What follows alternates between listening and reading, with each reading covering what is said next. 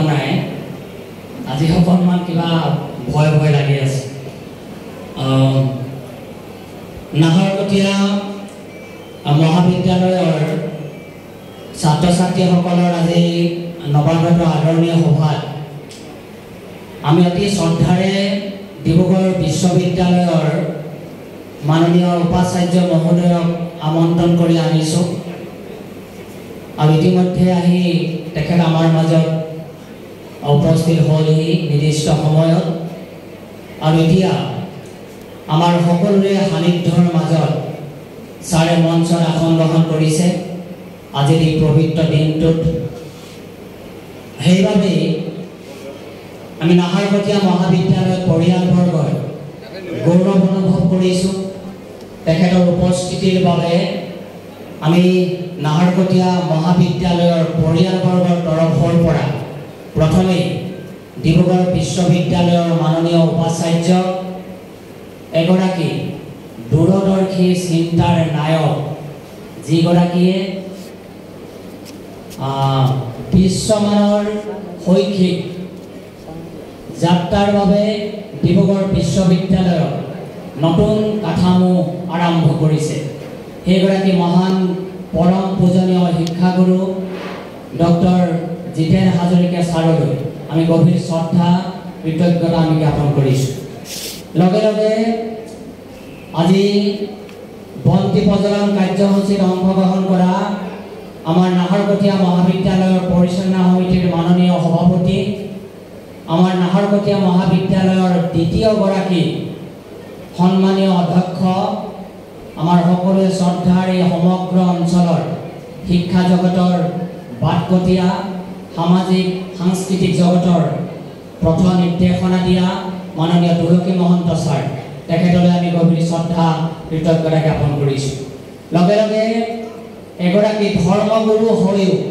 এই সমগ্ৰ অঞ্চলৰ সামাজিক সাংস্কৃতিক শৈক্ষিক যাত্ৰাত নতুন দিগন্ত সূচনা কৰাৰ কাৰণে প্ৰতি মুহূৰ্তত আশীৰ্বাদ দিয়ে সেইগৰাকী শ্ৰীমদ জ্ঞানপাল মহাথেৰ আমি ভাতৃ প্ৰভুলৈ আমাৰ শ্ৰদ্ধা কৃতজ্ঞতা আমি জ্ঞাপন কৰিছোঁ নাহৰকটীয়া মহাবিদ্যালয়ৰ প্ৰথমগৰাকী অধ্যক্ষ অৰ্থাৎ প্ৰতিষ্ঠাপক অধ্যক্ষ আমাৰ মাননীয় শিক্ষাগুৰু প্ৰয়াত ৰামপ্ৰসাদ চলিহা ছাৰৰ সুযোগ্য সহধৰ্মী বাইদেউ শ্ৰীযুতা পূৰ্ণিমা চলিহা বাইদেউ আমাৰ মাজত আছে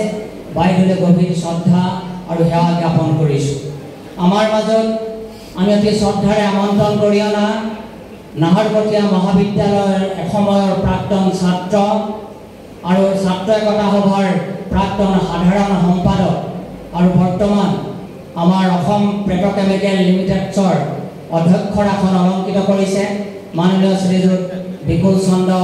ডেকা ডাঙৰীয়া আমাৰ মাজত উপস্থিত আছে আমাৰ নাহৰকটীয়া মহাবিদ্যালয়ৰ পৰিচালনা সমিতিৰ প্ৰাক্তন সভাপতি প্ৰাক্তন বিধায়ক বিশিষ্ট লেখক কবি মাননীয় কুসুম বৰতাৰে গগৈ ডাঙৰীয়া আৰু আমাৰ আটাইতকৈ এগৰাকী মৰমৰ শ্ৰদ্ধাৰ আমাক শাসন কৰা বিশ্ববিদ্যালয়ত পঢ়ি থকাৰ সময়ত অসম আন্দোলন কৰাৰ সময়ত আমাক ছাৰ দৰে সহায় কৰা ডিব্ৰুগড় বিশ্ববিদ্যালয়ৰ প্ৰশাসনিক উপপঞ্জীয়ক হৈ অৱসৰ গ্ৰহণ কৰিছে মাননীয় শ্ৰীযুত ৰোহিণী বুঢ়াগোহাঁই ডাঙৰীয়া আমাৰ মাজত আছে আমি তেখেতক গভীৰ শ্ৰদ্ধা কৃতজ্ঞতাৰে আমাৰ এই অনুষ্ঠানলৈ আমি আদৰণি জনাইছোঁ আমাৰ ৰোহিণী বুঢ়াগোহাঁই ডাঙৰীয়াৰ একেখন কাঁহীতে ভাত খোৱা আমাৰ মাননীয় গিৰিশ বৰুৱা ডাঙৰীয়া ভাত খোৱা পাতি খোৱা একেলগতে গিৰিশ বৰুৱা ডাঙৰীয়া বহি আছে আমি আপোনালোক সকলোকে আদৰণি জনাইছোঁ লগে লগে আমাৰ নাহৰকটীয়া মহাবিদ্যালয়ৰ এসময়ৰ প্ৰাক্তন ছাত্ৰ আৰু এতিয়া ডিব্ৰুগড় জিলা ছাত্ৰ সন্থাৰ সাধাৰণ সম্পাদকৰ দায়িত্ব গ্ৰহণ কৰা শ্ৰীমান বিতুপন গগৈ আমাৰ মাজত আছে বিতুপন গগৈলৈ আদৰণি জনাইছোঁ আৰু আজিৰ সভাখনত উপস্থিত থকা মাননীয় শিক্ষাগুৰুসকল অৱসৰপ্ৰাপ্ত শিক্ষাগুৰুসকল প্ৰাক্তন ছাত্ৰ সন্থাৰ বিষয়ববীয়াসকল বিভিন্ন সংগঠনসমূহৰ পৰা ছাত্ৰ সন্থা টাই আহোম ব্যৱসায়ী সন্থা অন্যান্য সংস্থাসমূহৰ পৰা অহা মাননীয় বিষয়ববীয়াসকল আমি অতি শ্ৰদ্ধাৰে আমন্ত্ৰণ কৰি অনা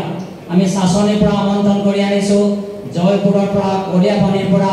উখাপুৰৰ পৰা সমগ্ৰ অঞ্চলৰ পৰা অহা এই মহাবিদ্যালয়খনৰ শুভাকাংক্ষী ৰাইজ আপোনালোক প্ৰতিগৰাকীলৈকে গভীৰ শ্ৰদ্ধা আৰু কৃতজ্ঞতাৰে আমাৰ এই অনুষ্ঠানলৈ আমি স্বাগতম জনাইছোঁ। আমি সভক্তিৰে আমাৰ কৃতজ্ঞতা জ্ঞাপন কৰিছোঁ। চাচনি হালোৱা গাঁৱৰ পৰা গায়ন বায়ন প্ৰায় 21জনীয়া মৃদঙীয়া গায়ন বায়নে পুৱাৰ ভাগতে আহি আমাৰ মাননীয় অতিথি বিশ্ববিদ্যালয়ৰ উপাচাৰ্য মহোদয়ক আদৰণি জনালে। তেখেতসকললৈ আমি ভক্তিভৰা সেৱা জ্ঞাপন কৰিছোঁ। আমাৰ মাজত মোৰ একান্তই একেবাৰে ক্লাছ 5ৰ পৰা মই শিক্ষা গ্ৰহণ কৰা মাননীয় শিক্ষাগুৰু জয়ানন্দ বৰুৱা ছাৰকে ধৰি মাননীয় শিক্ষাগুৰুসকলে উপস্থিত আছে। আমি শিক্ষাগুৰুসকলৰ প্ৰতি গভীৰ শ্ৰদ্ধা জ্ঞাপন কৰিছোঁ। আমাৰ মাজত মহাবিদ্যালয়ৰ অধ্যক্ষ, মহাবিদ্যালয়ৰ অধ্যাপক অধ্যাপিকাসকল, কৰ্মচাৰীসকল, মৰমৰ ছাত্ৰ ছাত্ৰীসকল, অভিভাৱক অভিভাৱিকাসকল, আপোনালোক সকলোকে এই অনুষ্ঠানলৈ স্বাগতম জনাই মাত্ৰ মই কেইটামান কথাৰে আজি আদৰণি ভাষণ প্ৰদান কৰিবৰ কাৰণে মই আগবাঢ়িছোঁ। আপোনালোকে সকলোৱে জানে যে আমাৰ এই মহাবিদ্যালয়খন এখন গ্ৰাম্য প্ৰধান মহাবিদ্যালয় আৰু এই মহাবিদ্যালয়খনতে আশপাশ অঞ্চলৰ ছাত্ৰ ছাত্ৰীসকলে বছৰ বছৰ দিন ধৰি শিক্ষা গ্ৰহণ কৰি পৃথিৱীখন দেখাৰ সপোন তেওঁলোকে ৰচনা কৰিছে। পৃথিৱীখনত খোজ কাঢ়িবলৈ শিকিছে আমাৰ এই গ্ৰাম্য মহাবিদ্যালয়খনৰ পৰা তেওঁলোকে শিক্ষা গ্ৰহণ কৰি। সেইবাবে প্ৰতিষ্ঠা কালৰ সময়ত জড়িত হৈ থকা আৰু প্ৰতিষ্ঠাপক অধ্যক্ষ হিচাপে দায়িত্ব পালন কৰা ৰামপ্ৰসাদ চলিহা ছাৰকে প্ৰমুখ কৰি সেই সময়ত শৈক্ষিক ক্ষেত্ৰখনত সোণালী সপোন দেখা, দায়বদ্ধতাৰে নিজৰ শ্ৰম আৰু চেতনাক সমাজখনক সমৃদ্ধশালী কৰি ৰাখিবৰ বাবে উৎসৰ্গা কৰা সেইসকল পৰম পূজনীয় স্বপ্নদ্ৰষ্টালৈ গভীৰ শ্ৰদ্ধা কৃতজ্ঞতা জ্ঞাপন কৰিছোঁ। আমি সকলোৱে জানো যে প্ৰাণৰ সেউজীয়া প্ৰাণৰ পথাৰ সোণোৱালী ৰূপোৱালী হয়, বাকৰিত সোণ গুটি লাগে নতুন আৰু নতুন। এই নতুন আৰু নতুন সোণ গুটি বাকৰি মুকলি কৰি দিবৰ বাবেই আমাৰ এই সমাজত, আমাৰ এই পৃথিৱীত মানুহ যুগে যুগে জন্মগ্ৰহণ কৰিছে আৰু আমি আগবাঢ়ি যাবৰ কাৰণে অহৰহ চেষ্টা কৰি আছোঁ। মই আগতেও বহুবাৰ কৈছোঁ যে অন্যান্য সা সুবিধা থকা, অত্যন্ত সা সুবিধা থকা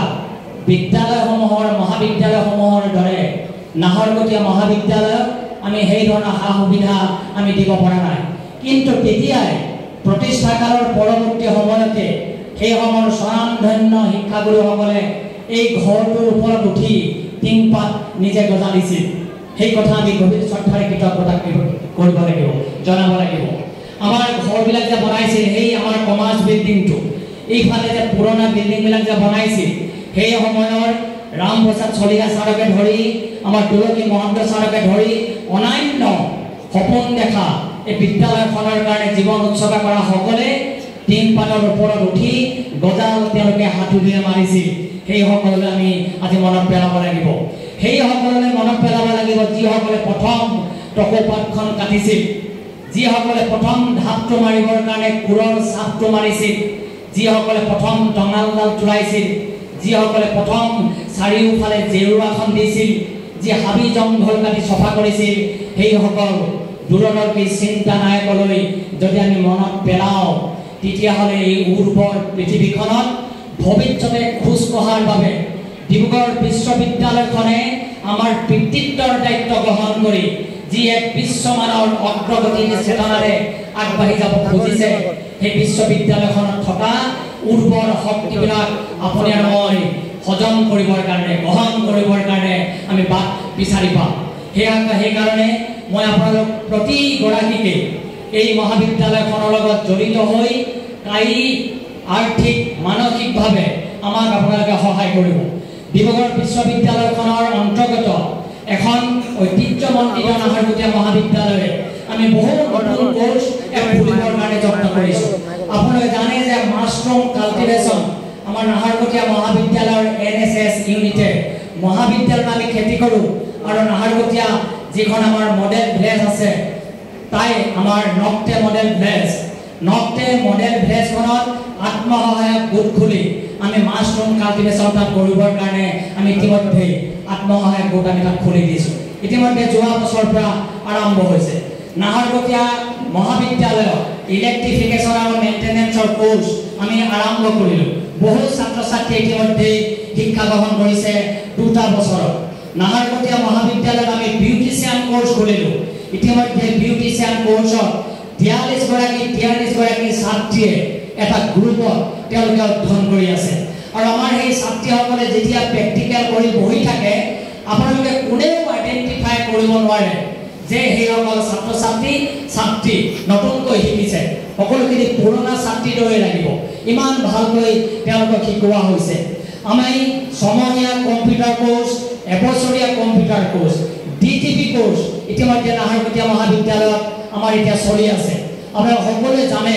যে নাহৰকটীয়া মহাবিদ্যালয়ত ছমহীয়া কম্পিউটাৰ কোৰ্সত মাত্ৰ আমি 3000 টকা লওঁ 3টা ইনষ্টলমেণ্ট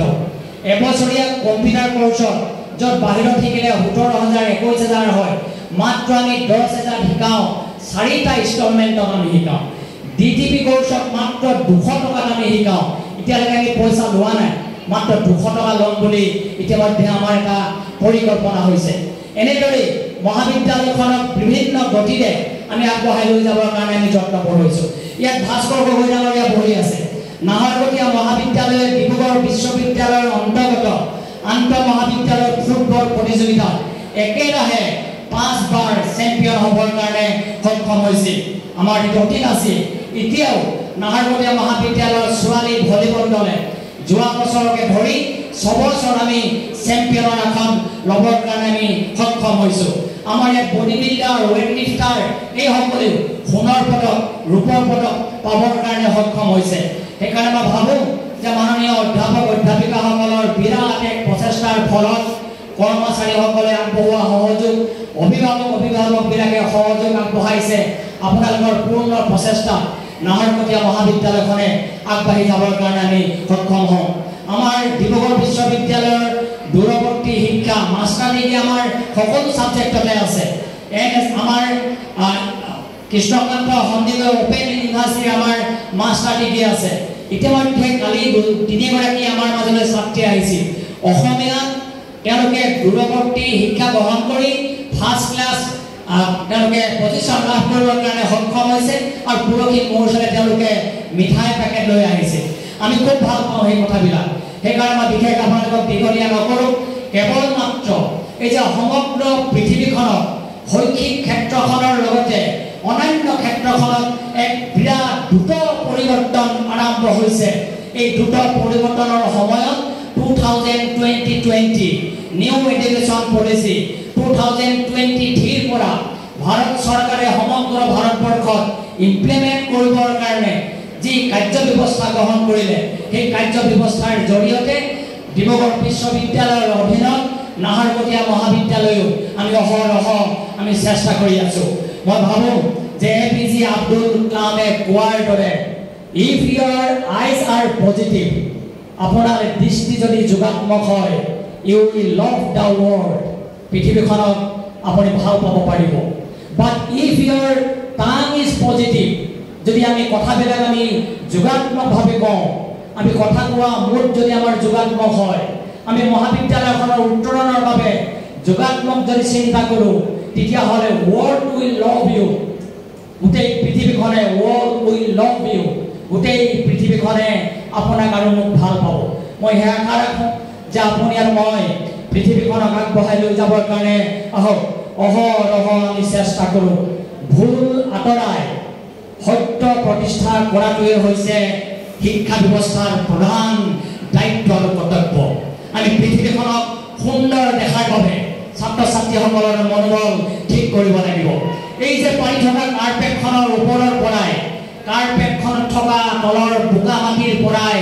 সেউজীয়া পৃথিৱীখনত খোজ কাঢ়িবৰ কাৰণে বিশ্বমানৰ চিন্তাই আমাৰ প্ৰগতি আমি লৈ যাব পৰাকৈ আমাৰ কাঠামো আমাৰ মনোবল আমাৰ ইচ্ছা শক্তি আমি বৃদ্ধি কৰিব লাগিব আমি ভাবোঁ পজিটিভ থিংকিং আৰু ইচ্ছা শক্তিয়ে জীৱনৰ কাঠামো নিৰ্মাণ কৰা ভৱিষ্যতৰ সোণালী সপোন দেখা মৰমৰ ছাত্ৰ ছাত্ৰীসকলক আগবঢ়াই লৈ যাব মই পুনৰ আপোনালোক সকলোলৈকে গভীৰ শ্ৰদ্ধা কৃতজ্ঞতা জ্ঞাপন কৰিছোঁ কেৱল মাত্ৰ মৰমৰ ছাত্ৰ ছাত্ৰীসকলক এটা কথা আপোনালোকে শিকাবলৈ যত্ন কৰক এপাহ ফুল ফুলি উঠিবৰ বাবে ফুল পাহে গোটেই ৰাতি কিমান যন্ত্ৰণাত ভুগিব লগা হয় সেই যন্ত্ৰণা প্ৰতিজন মানুহৰ মনত যদি জগাই তুলিব পাৰোঁ সেই যন্ত্ৰণাৰ কথা যদি আমাৰ মৰমৰ ছাত্ৰ ছাত্ৰীসকলে উপলব্ধি কৰিব পাৰে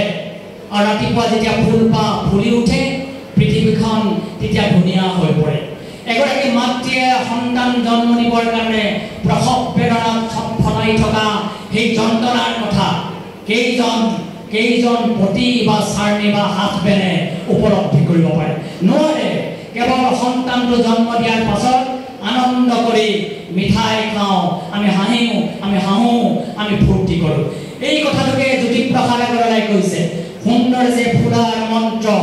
অহু ৰাতি মাতে সেয়েহে আজি ইমান ফুল প্ৰভাতে এপাহ ফুল একেবাৰে উজুতে ফুলি উঠা নাই সহজতে ফুলি উঠা নাই গোটেই ৰাতি ফুলপাহ যন্ত্ৰণাত কাতৰ হৈ আছে আৰু ৰাতিপুৱা ফুলপাহ ফুলি উঠিছে আৰু সেই ফুলি উঠা ফুলপাহৰ সূৰ্যৰ কিৰণ প্ৰথমটো সূৰ্যৰ কিৰণ ফুলপাহত পৰাৰ লগে লগে ফুলপাহে তিৰবিৰাই উঠিছে আৰু পৃথিৱীখন সৌন্দৰ্যশালী হৈ পৰিছে এই কামনাৰে মই আপোনালোক আমাৰ কমল আহিছিল কমল দাই ক'লে যে আজি এটা গান হ'বই লাগিব সেই গানটো হৈছে নতুন পুৰুষ তুমিতো নোহোৱা ভিৰুকা পুৰুষ হাতে কামে আজি যদি নোহোৱা পুৰুষ কাইলৈ হবা তুমি ভিৰুকা পুৰুষ নতুন পুৰুষ মই আপোনালোক সকলোকে গভীৰ শ্ৰদ্ধা কৃতজ্ঞতা জ্ঞাপন কৰি বিশ্ববিদ্যালয়ৰ মাননীয় উপাচাৰ্য মহোদয়ৰ শ্ৰীচৰণত সেৱা জনাই মই ক'ব লগা দুআষাৰ সামৰণি মাৰি আপোনালোক সকলোকে আদৰণি জনাইছোঁ ধন্যবাদ